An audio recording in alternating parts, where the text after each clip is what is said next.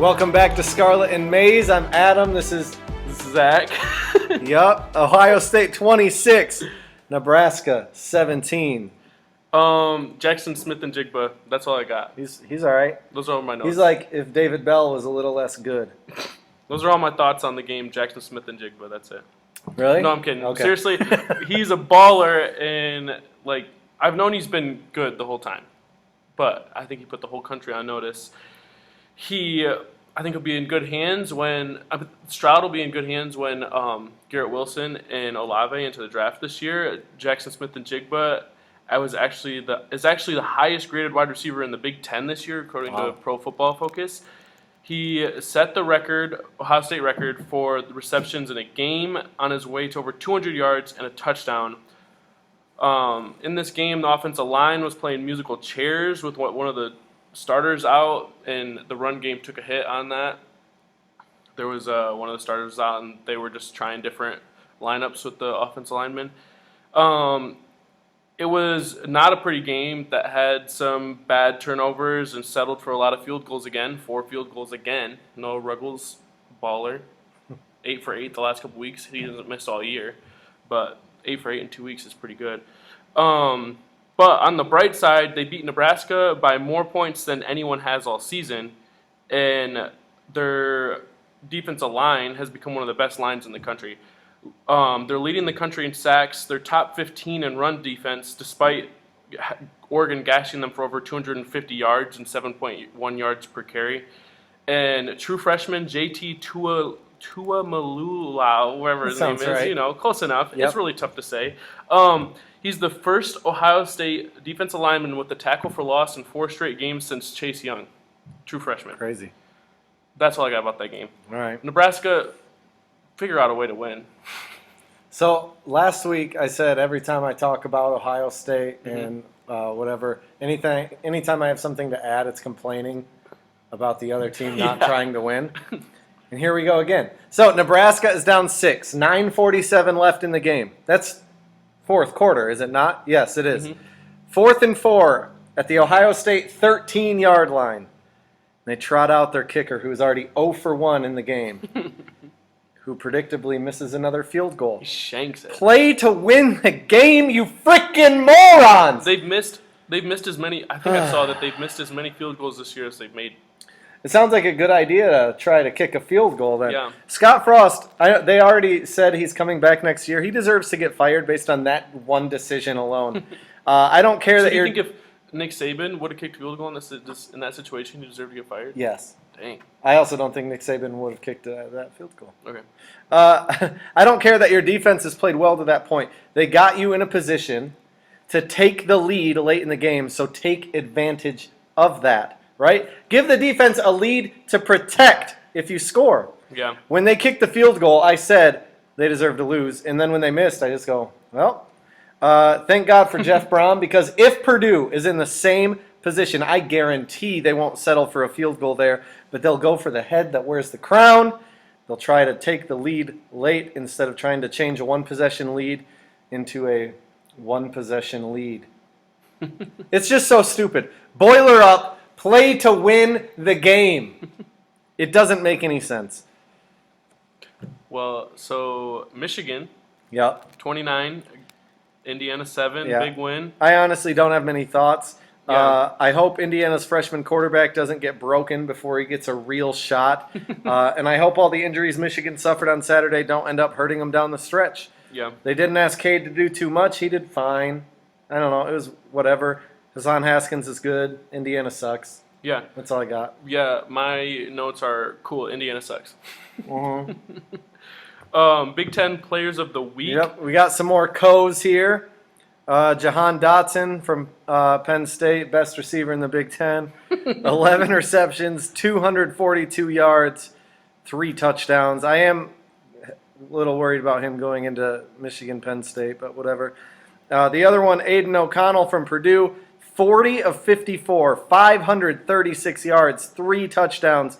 Highest Big Ten single-game completion percentage with 50 attempts since the year 2000. Wow. Second most completions in a game in Purdue history, second only to Drew Brees. Impressive.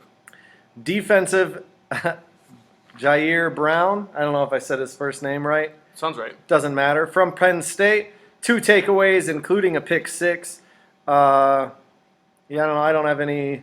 There were so many good receivers on Saturday. Yeah, But- it's crazy. 3 different Big Ten receivers went for over 200 yards. I would have liked to seen Jackson Smith-Njigba get the co-offensive player of the week instead of Jahan Dotson, just because he stepped up in a big way for Garrett Wilson when he was out and did it against a better defense. Yeah, he scored less touchdowns, but had just about as many yards, had 2 less yards, and had 4 more receptions and graded higher according to Pro Football Focus.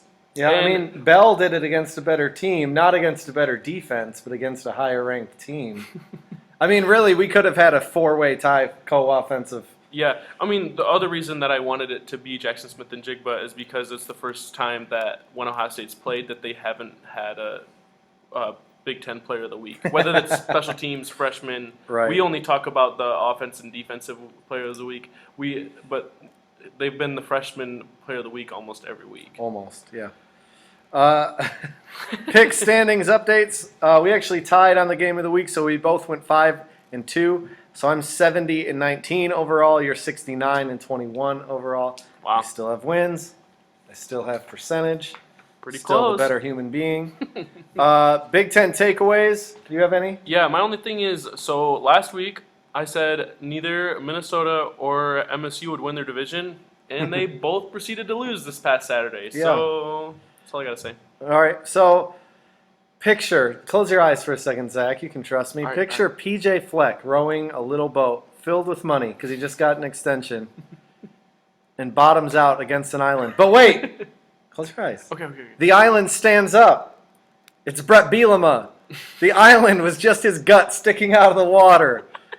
Bielema winds up and backhands PJ Fleck off the boat. How do you score 1 time against Illinois, PJ Fleck? All right, you can open your eyes. We've said it before, but PJ Fleck loses to a terrible Bowling Green team. Then turns it around to the point that Minnesota signs him to a big extension, and then he immediately turns around and gets smacked in the mouth by one of the worst teams in the Big Ten. That's just embarrassing. Embarrassing. It's terrible. Good job, Minnesota. At least you locked him up long Yeah. term. Oh, man, that's Idiots. Why on earth was Minnesota ever in the top 25 of the playoff committee's top 25? That's funny. Just one of my big quarrels with that Well, ranking. from PJ Fleck to another turd pile, the rapid fire turd pile picks. Northwestern at Wisconsin. The Badgers are rolling right now. They're getting that run game going. They got good defense. What? Nothing, that they're rolling. freshman running back balling out. I got Wisconsin here. I do too. Rutgers at Indiana.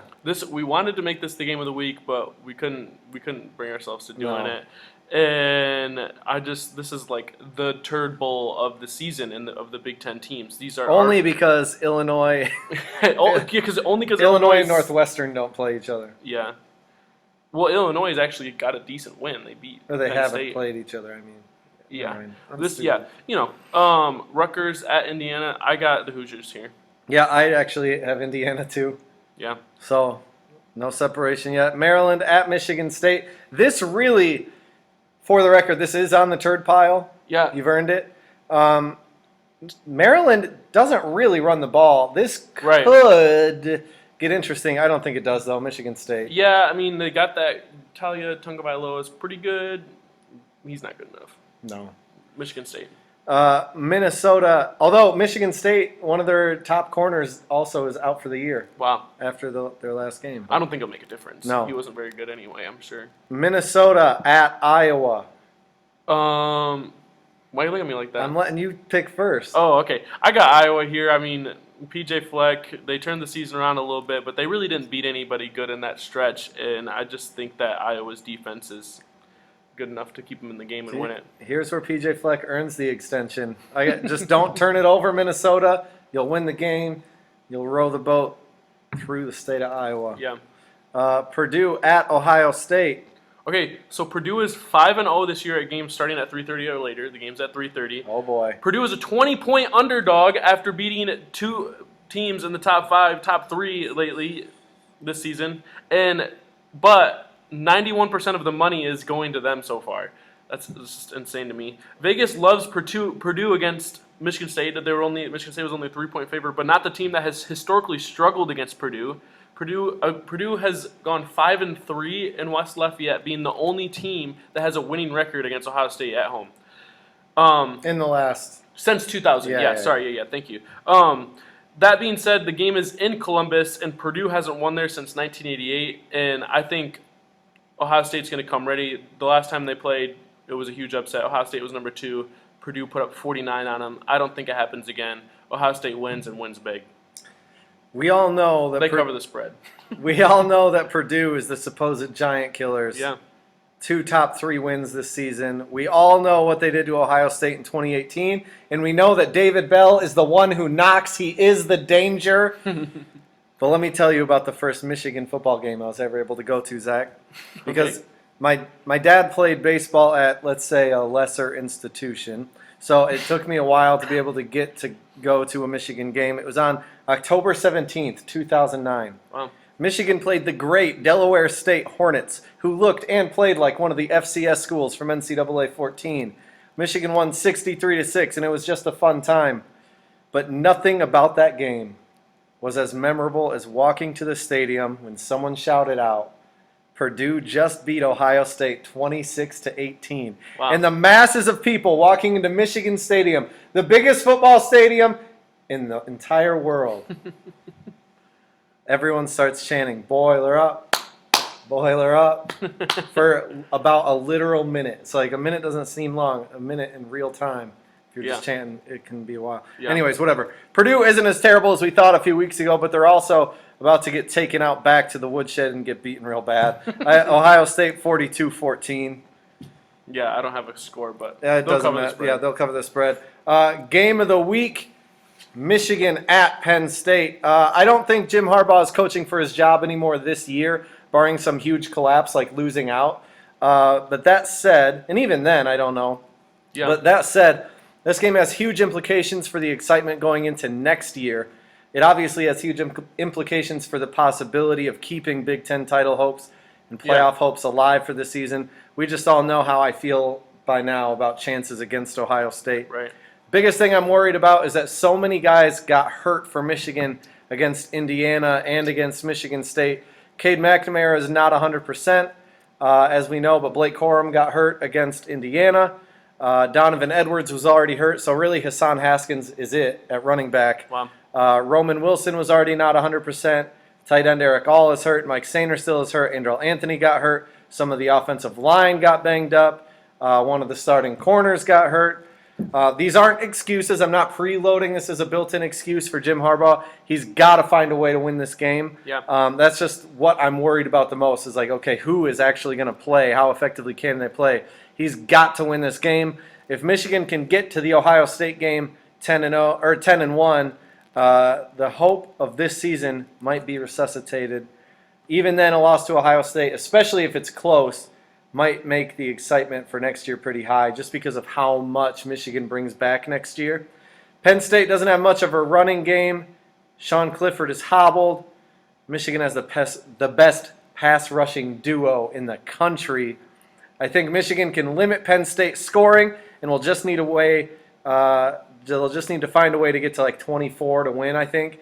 So I got Michigan 27, Penn State 21. Michigan by 6. I think it's really an interesting matchup. I think Penn State's defense is so good that it'll keep them in the game in any game. But I think Michigan's the better team, and I think Franklin can't coach in close games. Plain and simple, I got Michigan by 3. That is an interesting. I didn't look back. I know that Michigan and Penn State, since Harbaugh has been there, have sort of taken turns blowing each other out. Yeah. I don't know if any have been particularly close. I think last year was probably the closest, but Yeah. Michigan was also playing me at quarterback. So things no one is talking about. Michigan State was outgained by Purdue, outgained by over 150 yards against Michigan, outgained by Indiana, outgained by Western Kentucky, outgained by almost 200 yards against Nebraska. They beat Michigan fair and square on an obviously level playing field with no questionable calls by a fantastic officiating crew. But they were nearly blown out against Purdue. Easily could have been blown out given some random glitch that took points off the board against Michigan. Maybe they've been exposed as pretenders more than contenders. Seems like they're still being talked about as contenders, hands down, even though Yeah. it seems like they're getting pantsed and then Yep, this is sneaking out each week. Definitely not something people are talking about. What you're saying. No. I think the SEC bias is driving me nuts. The college football playoff rankings had an SEC team as the highest ranked 0-loss team, the highest ranked 1-loss team, the highest ranked 2-loss team, and the highest ranked 3-loss team when their best non-conference win this season is Clemson. And we've talked about Clemson a lot on this show. Clemson is terrible. You could make an argument for Texas maybe, but Texas has lost 4 games straight now in the Big 12. Remember mid-game when Texas was back? Yeah. And then they blew the lead and lost the game. Like, what? Why does anyone think that anyone in the SEC is good other than Georgia? Alabama has...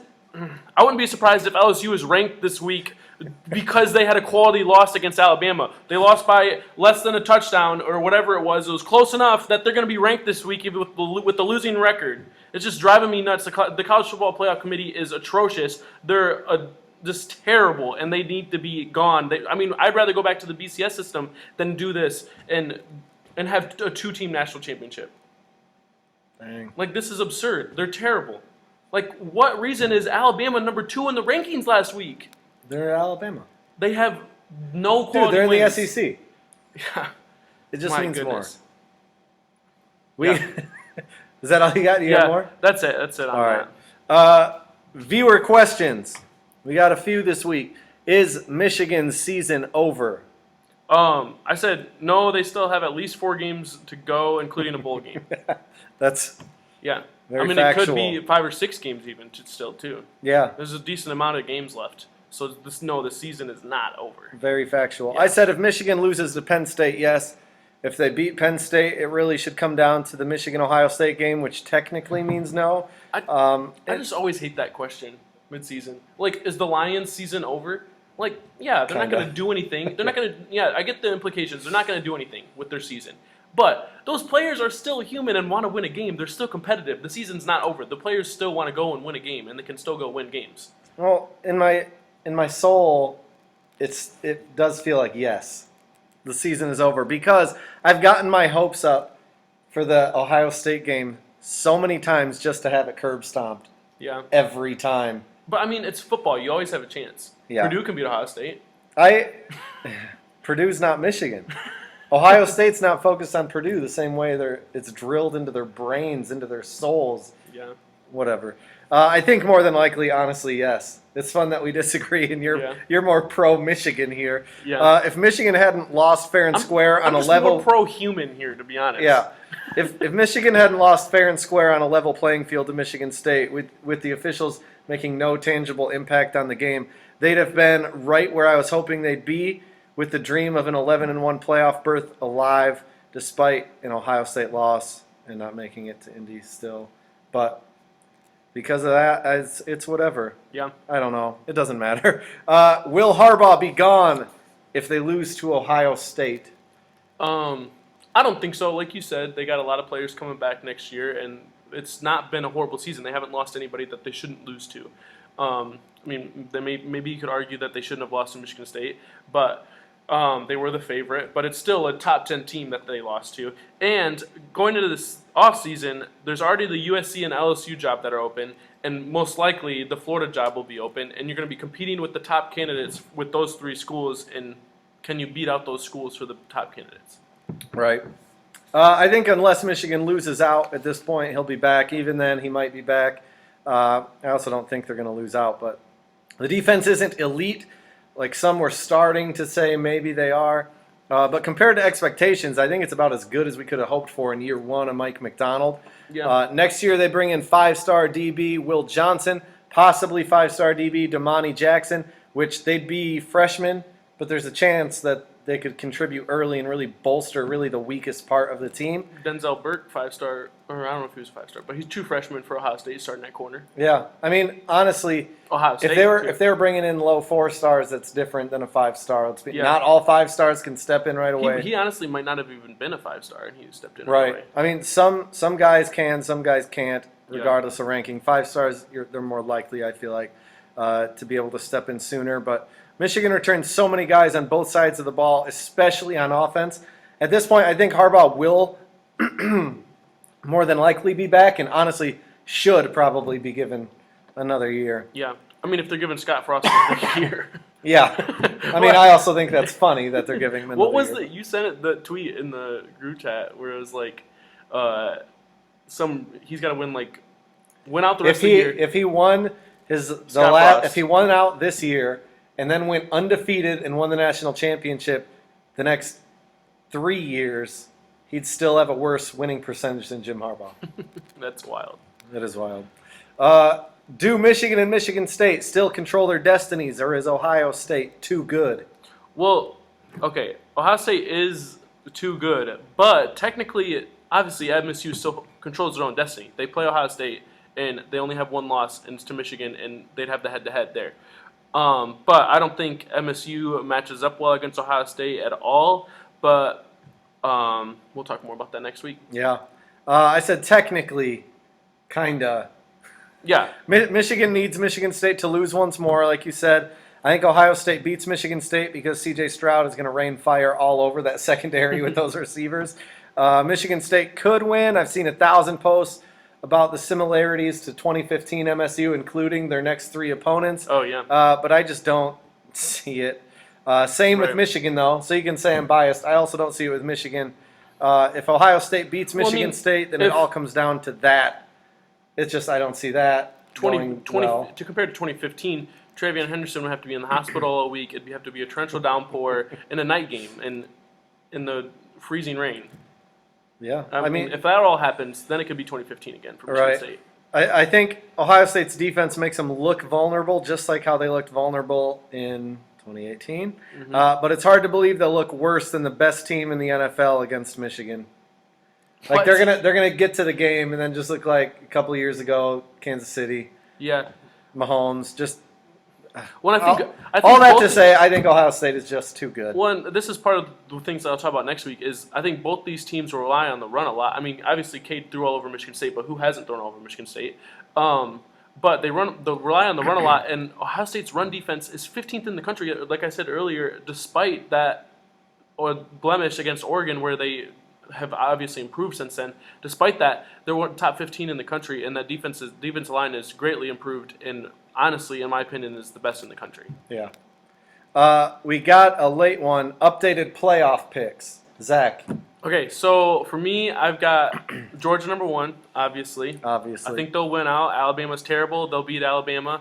Number 2, I have Oregon. I think Oregon will win out. I think the Pac-12 is just bad, and the quality win over Ohio State will put them at number 2. Ohio State will win out, and they'll be number 3. In number 4, rooting for the group of 5 here, Cincinnati gets the rematch against Georgia from the bowl game last year, and Cincinnati beats Georgia. We're not that far off because we have 3 of the same teams and then one probably undeserving team. So I got Georgia number 1, Ohio State number 2. That's the undeserving team, obviously. Okay. Just kidding. 3, Oklahoma. And then Cincinnati. Gotcha. Is number 4.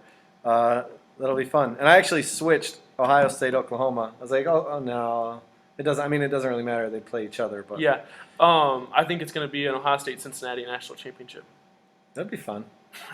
Fickle bowl. I don't really know if that. I don't know. Yeah. I just know Michigan won't be in it. Tweet of the week. I've got 2. The Big Ten did officially apologize for the worst of the nonsense in the Michigan State game. It doesn't change anything, but I'm officially adding the old asterisk to that nonsense. So congrats on the dub, asterisk. I'm sure I'll get some Juggalo jabronis up in the comments saying, Harbaugh sucks, lol, shouldn't have blown a lead in the woodshed, tuck coming, go green, deep water, Spartans will, lol, triggered. And that's all fine. Keep chopping, I forgot one, shoot. They're so on point with their messaging. They all have a different theme. They all have different... Row the boat, too, right? That's it. Row the boat. That's them. Yeah. That's them. I mean, as long as they're stealing Keep Chopping from Rutgers, you know. Yeah. The officials changed the game. The Big Ten apologized for the officials changing the game. As Rich Eisen says, be careful about taking it lightly or laughing about it because Big Ten officials can come for your team, too. Oof. Unless you're Ohio State. Anyways, then there's this one. Nebraska has outscored their Big Ten opponents 190 to 176 this season. Nebraska is 1-6 in those Big Ten games. That's incredible, but it's also what they get for kicking a field goal down 6 in the fourth quarter against Ohio State. Beat them up, Ralphie. Okay, so my tweet of the week is Illinois had just punted with like roughly a minute to go in the game, up 1 score against Minnesota, and it was a crucial punt that went out of bounds inside the 5. And my tweet of the week is the punter's celebration against Minnesota. He rows the boat like this. You'll see in the video. He rows the boat, and then he breaks the oar over your knee. It's just gold that you're getting taunted by a punter. That's so good. Goodness. That's perfect. Yeah. With that, that's all we got for this week. We'll see you next time, either basketball or football. Yeah. Still trying to figure out when we're going to do all the basketball ones. We'll get there. Yeah. Like, subscribe, follow, share, rate, review. We're everywhere. We're everywhere. Buy your eggnog at Quality Dairy. Yep. Go Blue. Go Buckeyes.